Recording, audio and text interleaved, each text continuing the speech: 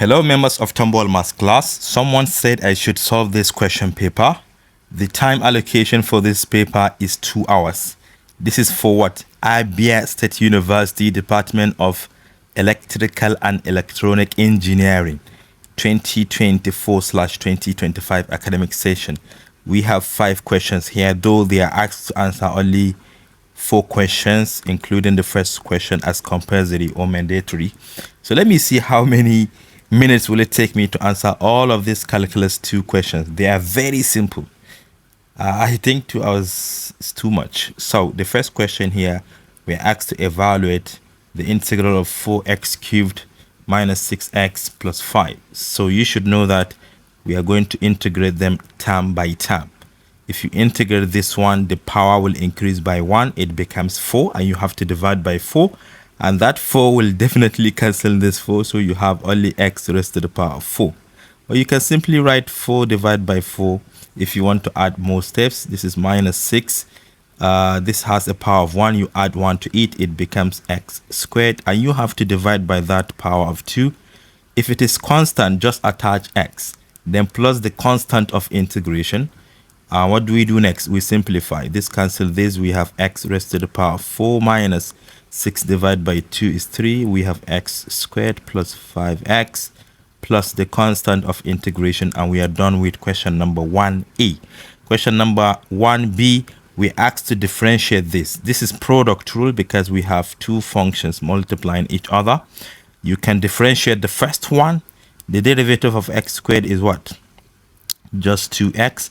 Then you leave the second function as constant. You add. Now you differentiate the second one. Remember, you kept it constant. Now you differentiate it. It is going to give us negative sine x times this one. This remain constant. So we have x squared here, sine x. This is just dy over dx, as simple as that. Then 1c, we asked to evaluate the limit as x approaches 3 of the function x squared minus 9 divided by x minus 3. Can you see that if you plug in x equal to 3, the denominator will be 0 because 3 minus 3 is 0, and we don't want that situation where the function is undefined. Instead, simplify. This is difference of 2 squares because this 9 can be written as 3 squared, right? So we have x minus 3 multiplied by x plus 3 divided by x minus 3. So instead of taking the limit of the previous function, take this one. So you can clearly see that this and this will cancel. Then you plug in 3 in here directly, and this is equal to 3 plus 3, right? Which is equal to 6, as simple as that. Then question number 2, we're asked to evaluate this. We are going to apply what? Integration by parts, because you can see we have 2 functions multiplying each other. So we use this formula. The integral of u dv is equal to u times v minus the integral of v du. So what is u? What is dv? You should always assign u onto that function, which is very simple to differentiate. And you can also use the acronym LIET to decide what is u.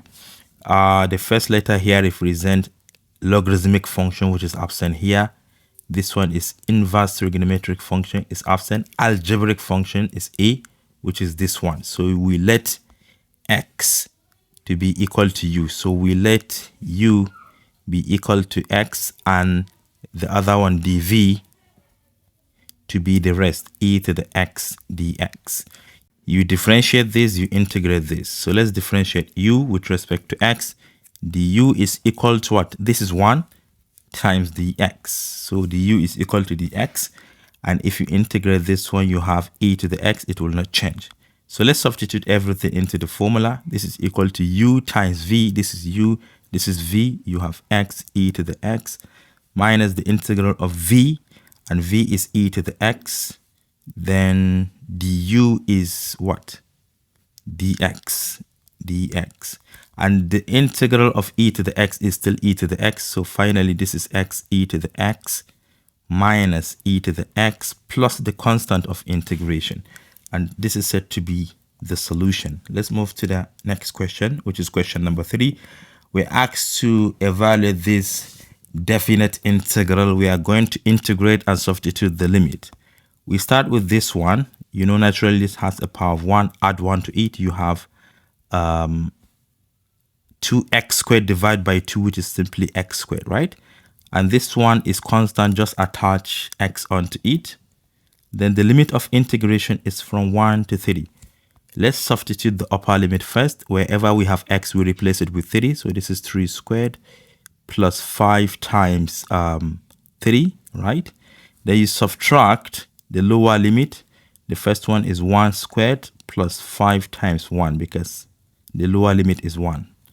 So you can see that this is 9, this is 15. Together you have 24, right? Minus, this is 1, this is 5. Together you have 6. And this is equal to 18 exactly. Very simple. Let's move to the next question. Okay, I've wanted to show you how you can solve it using a graph.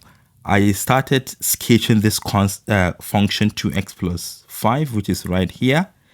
Then we would like to find the area between 1 and 3. Look at it. The lower limit is 1. The upper limit is 3. So we want to find the area bounded by x-axis and the curve between 1 to 3. So let me draw a straight line here under 1 and another straight line here under 3. So we would like to find the area of this. And if you look at this carefully, it is what trapezoid or trapezium. So what do we use? We use the formula 1 over 2 times a plus b multiplied by h. That will give us the area. So this is 1 divided by 2. What is a? The parallel length. So you can see that this one has, what do we call this? But let me substitute 1 and see what happened. This is 7, right? Yeah, so this is 7. The height is 7, so a is 7. And the other one under 3 is 11. You can clearly see that there, 11. Then the height is from 1 to 3. That is 3 minus 1 is 2. Can you see that half of 2 is 1? And 7 plus 11 is 18. The same thing as the previous one. Though you are not required to do this, please. I just showed you. Let's go to the next one. Question number 4, second to the last question. Find the stationary point of the function. This is talking about the turning point. This is quadratic, right? Which is like an open up parabola. So we would like to find the point here, exactly where the curve takes a turn. So what you should do is to first of all differentiate the function dy over dx. This is equal to 2x minus 8. The derivative of 8x is 8. Then you set it to be equal to 0. This is 2x equals 8, which implies that x is equal to 4.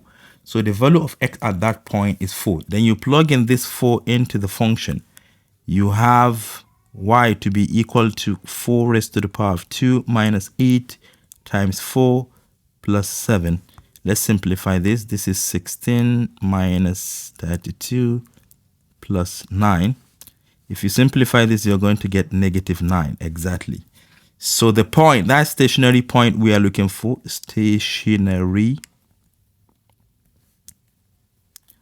point is located at 4, negative 9. And the second way you can solve this question, though this is calculus, that is not recommended. For calculus, this method is what you should apply. But for other classes, you can use the vertex form of a quadratic equation. This is x squared minus 8x, x squared minus 8x plus 7, right? Let me confirm. Plus 7. The vertex form, we have x squared minus 8x. Half of this number is 4, negative 4. If you square that, you get 16. And this is 16, not 7. Initially, we have 7 here. So if you remove 9 here, this number here is equivalent to 7, right? The first 3 times can now be factorized as x minus, that is half of negative 8 is minus 4, squared then minus 9. Remember, this is y. So the stationary point can always be located by using these 2 points. This one is for y, that is negative 9. And to get x, whatever value is here multiplied by minus 1. So minus 4 times minus 1 is positive 4. Can you see that it is exactly as the previous one? Now let us move on to the last question. We are asked to differentiate this function x squared plus 4 divided by x plus 2. Using quotient rule, you keep the bottom constant, take the bottom, which is x plus 2. Then you multiply by the derivative of what you have at the top, which is just going to give us 2x, because the derivative of this is 2x. The derivative of constant is 0. Then you minus. This time around, you keep the top constant, that is x squared plus 4. You multiply by the derivative of the bottom. The derivative of x is 1. The derivative of this is 0, so you only have 1. You divide by the bottom squared, that is x plus 2 squared. Let's simplify. This times x is 2x squared. This times 2 is 4x minus x squared minus 4. If you expand the bracket, divide by x plus 2 squared. 2x squared minus x squared is x squared. So we have x squared, then plus 4x minus 4 to the top. To the bottom, we have just x plus 2 squared. How many minutes? Less than, I think, 10 minutes or 11.